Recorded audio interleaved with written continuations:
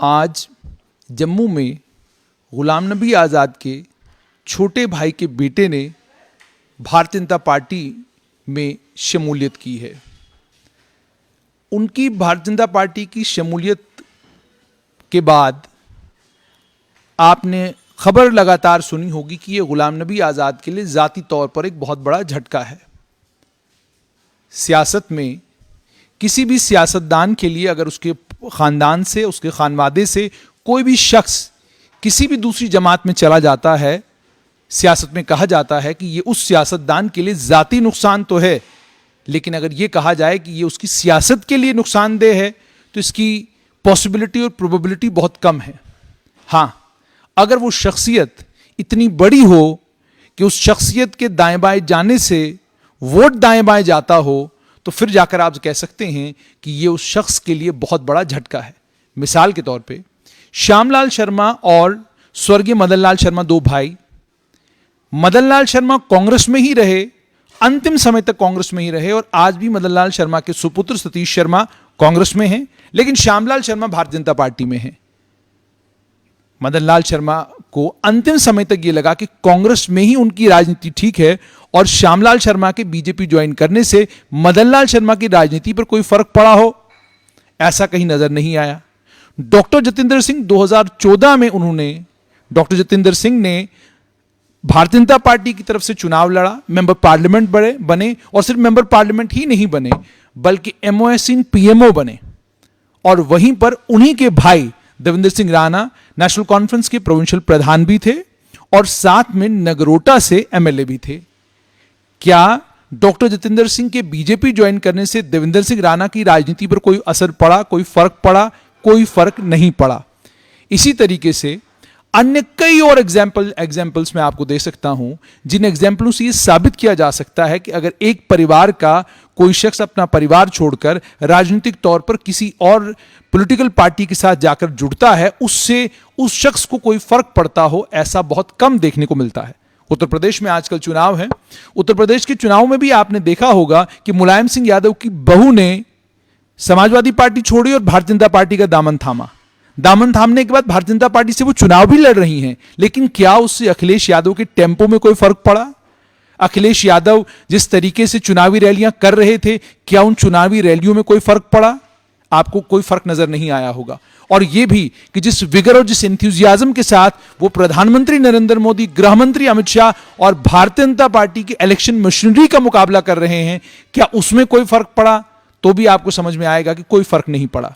और मुलायम सिंह यादव की बहू का बीजेपी ज्वाइन करना कितनी दिनों तक खबरों में रहा? 4-5 दिनों तक खबरों में रहा, लेकिन उसके बाद जमीनी स्तर पर उससे चुनाव में कोई बहुत बड़ा हेरफेर हुआ हो या वोट जिस समय पड़े हो, उस समय लोगों ने यह देखकर कि देखिए मुलायम सिंह यादव की बहू तो बीजेपी ज्वाइन कर गई है, तो चलिए हम भी बीजेपी को वोट देते हैं, ऐसा हुआ हो, ऐसा भी अभी तक सुनने को या देखने को नहीं मिला है। हालांकि नतीजे चुनाव के मार्च 10 को आने वाले हैं। उस दिन पता चलेगा कि मुलायम सिंह यादव के परिवार से जो कोई गया है उसके जाने से क्या फर्क पड़ा है, लेकिन अभी तक राजनीतिक विशेषज्ञ यही कह रहे हैं कि कोई बड़ा फर्क नहीं पड़ा है। अब जहां तक मुबश्शिर आजाद का ताल्लुक है, पेशी से मुबश्शिर आजाद एक कॉन्ट्रैक्टर हैं, ठेकेदार हैं, और ये भी मुबश्शिर आजाद के करीबी लोग जानते हैं कि एक लंबे वक्त से मुबश्शिर आजाद भारतीय जनता पार्टी के एक्स एमएलए दलीप सिंह परिहार के करीबी थे। एक लंबे वक्त से वो उनके करीबी थे, ये सब जानते हैं। मुबश्शिर आजाद मास्टर लियाकत आजाद के सुपुत्र हैं। मास्टर लियाकत आजाद साहब के बारे में यह कहा जाता है कि वो बहुत शरीफुन नफ्स और बहुत बेहतरीन इंसान हैं और सियासत से अपने आप को कोसों मील दूर रखते हैं। लेकिन उनके बेटे मुबश्शिर आजाद सियासी आदमी हैं और सियासी पैठ भी रखते हैं और सियासी ताकत भी रखते हैं, और सोती और चंगा के एरिया में, ये भलेसा के इलाके हैं, इन इलाकों में वोट पर इनकी पकड़ भी है। और यह भी बात है कि गुलाम नबी आजाद के साथ चूंकि उनका नाम जुड़ा हुआ था और गुलाम नबी आजाद जितना भी काम अपनी कॉन्स्टिट्यूंसी में करते थे, उस काम में एक बड़ा रोल मुबश्शिर आजाद का भी हुआ करता था, यह भी एक सच्चाई है। लेकिन मुबश्शिर आजाद की आज बीजेपी ज्वाइन करने से मुबश्शिर आजाद को अब अपना रास्ता बीजेपी में तैयार करना है, क्योंकि कल तक आप एक बड़े वृक्ष के नीचे थे और अब आसानी से आप अपनी सियासत कर रहे थे। अब आपको अपनी सियासत की शुरुआत जीरो से करनी है और जीरो से सिर्फ शुरुआत ही नहीं करनी है, बल्कि अब यूं समझ लीजिए कि आने वाले कल में हो सकता है आपको गुलाम नबी आजाद की पार्टी के साथ जमीन पर, धरातल पर उतरकर चुनाव भी लड़ना पड़े, इंतखाबात में भी हिस्सा लेना पड़े। अब एक और बात समझिएगा, यहां पर गुलाम नबी आजाद की कद का जहां तक ताल्लुक है, उस कद को इसी बात से समझा जा सकता है कि जिस दिन वो राज्यसभा से रिटायर हो रहे थे, उस दिन प्राइम मिनिस्टर नरेंद्र मोदी की आंखों में आंसू थे, और वो गुलाम नबी आजाद के साथ जिस तरह का संवाद उन्होंने किया, जिस तरह की बातचीत दोनों के बीच में हुई, उसके बाद कांग्रेस के लीडरों ने कहना शुरू कर दिया कि गुलाम नबी आजाद बीजेपी के खेमे में चले गए हैं। और आज भी कांग्रेस के वो लीडर जो अपने आप को राहुल गांधी का करीबी कहते हैं, वो ये बात कहने में हिचकिचाते नहीं कि गुलाम नबी आजाद जम्मू कश्मीर में बीजेपी की गेम खेल रहे हैं। अब वो खेल रहे हैं कि नहीं खेल रहे हैं, वो गुलाम नबी आजाद को पता होगा, लेकिन गुलाम अहमद मीर के खेमे के लोग, राहुल गांधी के खेमे के लोग आज भी गुलाम नबी आजाद से नाराज हैं। हालांकि आप जानते हैं गुलाम नबी आजाद को कैंपेन कमेटी में दोबारा से, गुलाम नबी आजाद को स्टार कैंपेनर के तौर पर कांग्रेस ने दोबारा से उस लिस्ट में शामिल कर दिया है। लेकिन और यह भी आपको याद होगा कि गुलाम नबी आजाद को जब यह पूछा गया कांग्रेस के बारे में, तो उन्होंने कहा था कि मैं 24 कैरेट कांग्रेसी हूं, मैं बिल्कुल कांग्रेसी हूं, आज भी कांग्रेस में हूं और कल भी कांग्रेस में हूं। एक बात। दूसरी बात यह कि क्या यह गुलाम नबी आजाद के लिए झटका है? गुलाम नबी आजाद के लिए जम्मू कश्मीर में सियासी मैदान में झटका तब हो सकता है जब गुलाम नबी आजाद के वो तमाम करीबी साथी, जिसमें गुलाम मोहम्मद सरूरी आते हैं, अब्दुल मजीद वानी आते हैं, डॉक्टर मनोहर लाल शर्मा आते हैं, जिसमें जुगल किशोर आते हैं, जिसमें डॉक्टर मनोहर लाल शर्मा आते हैं, और बहुत सारे नाम हैं जो मैं ले सकता हूं, जो गुलाम नबी आजाद के साथी माने जाते हैं। अगर ये पार्टी छोड़कर भारतीय जनता पार्टी में चले जाएं तो कहा जाएगा कि ये गुलाम नबी आजाद का जाती नुकसान है, कहा जाएगा कि ये गुलाम नबी आजाद का बिल्कुल पर्सनल लॉस है, क्योंकि ये तो वो लोग हैं जो गुलाम नबी आजाद के खेमे के लोग हैं।